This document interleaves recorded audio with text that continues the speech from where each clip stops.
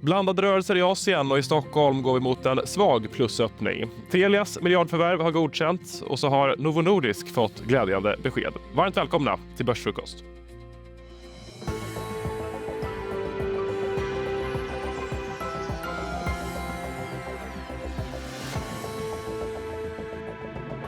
Ja, det är dagen före dopparedagen och bredvid mig här i studion sitter EFNs Gabriel Mellqvist. God morgon, Gabriel. God morgon.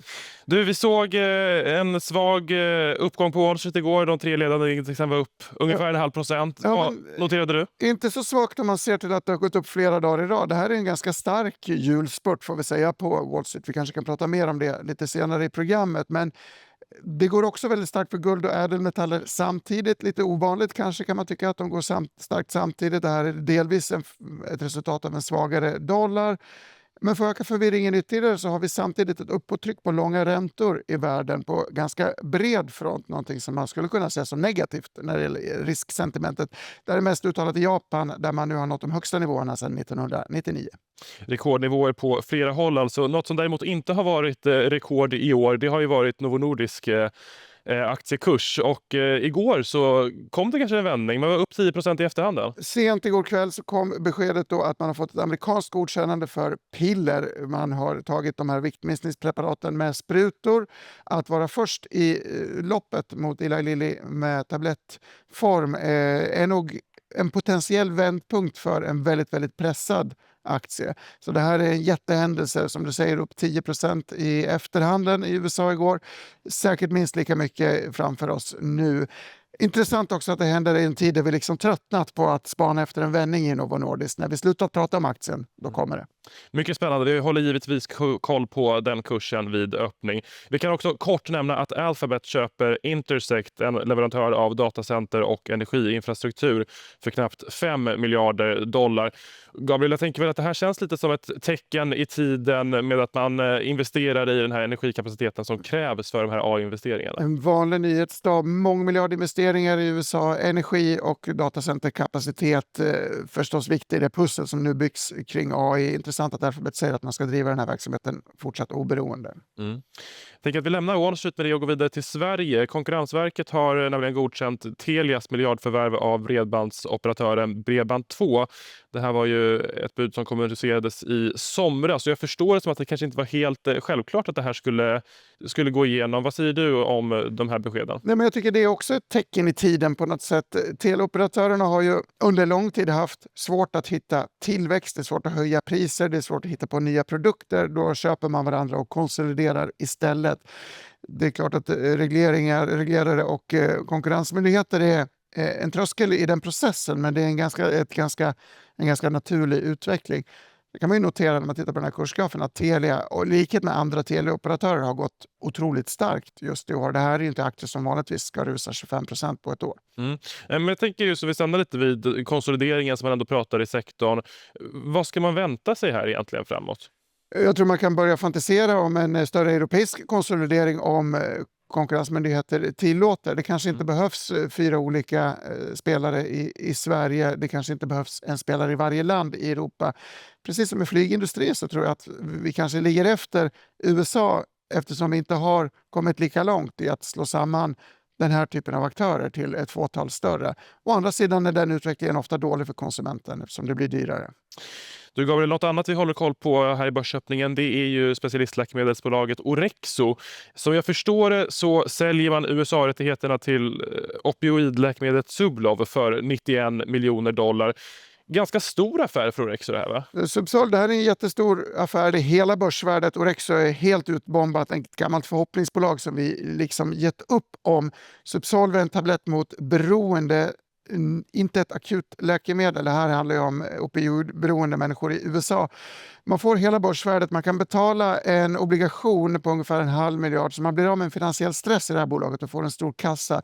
Framförallt kan du byta fokus nu. Fokusera på nässprays dosering utav kanske olika läkemedel. En intressant faktor kopplat till Novo Nordisk är att Novo är storägare, eller Novo-stiftelserna är storägare i Orexo. Det har spekulerats förut, som du ser på den här kursgrafen, i någon form av viktminskningssynergi, att man skulle kunna ge viktminskningsmedel via nässpray från Orexo. Det här är fortfarande bara en spekulation och en dröm, får vi säga.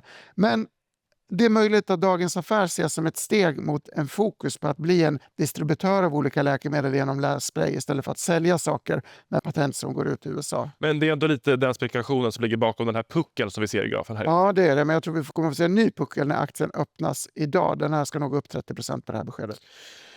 Jag kan säga att aktien ställs upp 43% just nu. Vi har inget avslut i aktien hittills, men Stockholmsbörsen är öppen och det är som väntat en svag plusöppning som vi var inne på.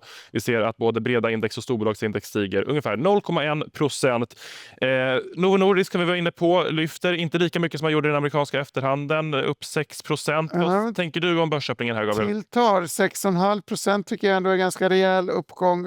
Jag vet inte hur stor likviditeten är i efterhanden i USA. Jag tror att det här kan bli början på en vändning. Även om det är svårt att avgöra hur viktig tablettdistributionen är, så tror jag att det här kan skapa betydligt större intresse. Det är inte ovanligt att analytiker estimat förändras efter den här typen av nyheter och vi får se en längre utveckling för båda de här två danskkopplade hälsovårdsbolagen som vi pratat om.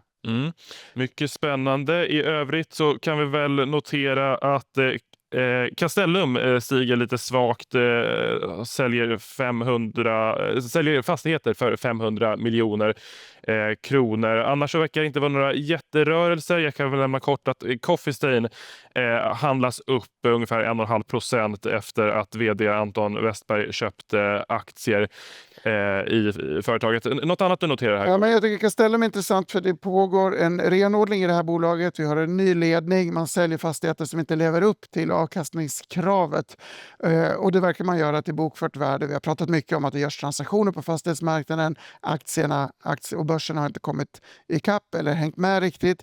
Jag tror att städningen i det här bolaget gör att det blir en intressant aktie att hålla koll på nästa år. Kan vi notera att KRM fick ett nedgraderat kreditbetyg från Scope. KRM är ju en av de mest skulddrabbade bolagen, så det här är förstås negativt, men aktien verkar inte straffas av det, så det är redan inprisat. Mycket intressant. Vi såg att KRM som sagt var upp 1%, lite spännande. Vi ska ta och kika till pianot också, som vi brukar kalla det. Intressant. Saab är den aktie som går klart bäst bland storbolagen.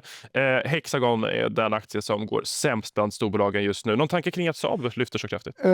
Förvånande eftersom vi har fredssignaler. Zelensky signalerade att man faktiskt har kommit någon vart i de här fredssamtalen. Ofta går Saab-aktien neråt på sådana nyheter. Det har förklarats av att man har fått en order på 1,3 miljarder kronor från Litauen. Det gäller engångsvapnet AT4 samt ammunition till Carl Gustaf granatgeväret. Så det trumfar fredssignalerna, tolkar jag det som idag. Intressant. Jag kan också notera att Saab faktiskt inte ligger i topp bland de aktier som är mest omsatta på börsen. Det är där vi brukar kunna hitta den aktien annars. Som sagt, en positiv börsöppning. Det återstår 3 handelsdagar till på Stockholmsbörsen i år. På Wall Street så kvarstår däremot 5,5 handelsdagar i och med att börsen har halvdagsöppet på julafton. Men det är precis i den här tiden som det så kallade tomterallyt brukar starta. Eller hur, Gabriel? Det finns lika många definitioner av tomterally som det finns börsspanare där ute. Men originalreceptet för tomterally som definierades 1972 av Yale Hirsch som skrev Stock Markets Almanac var de 5 sista handelsdagarna, som du säger, start imorgon julafton. Här ser vi en annan bild. Här ser vi julaftonsveckan som Bespoke Investment har tagit fram. Julaftonsveckan som vi alltså är inne i med många handelsdagar öppna på Wall Street brukar snitta 0,5% lite drygt och är upp 66% av gångerna.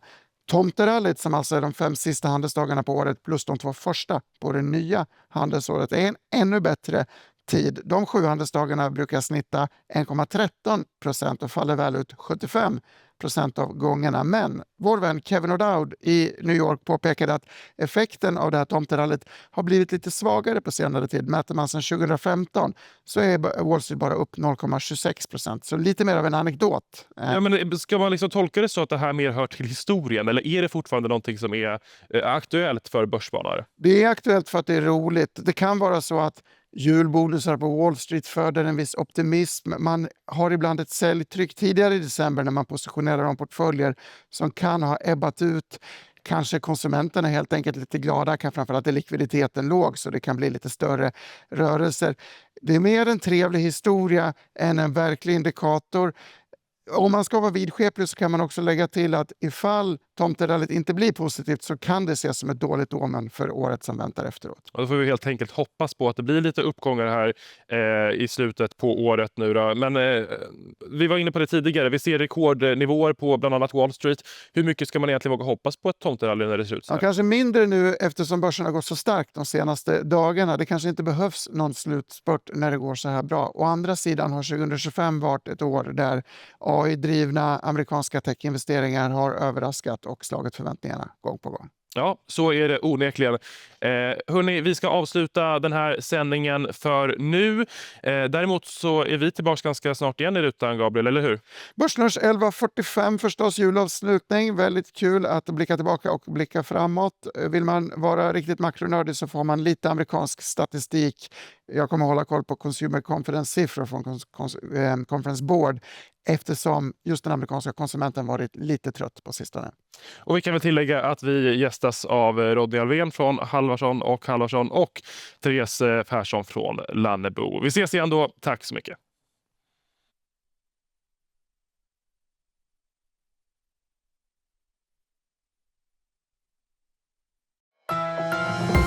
Det här var en produktion från EFN. Ansvarig utgivare Anders Härligstrand.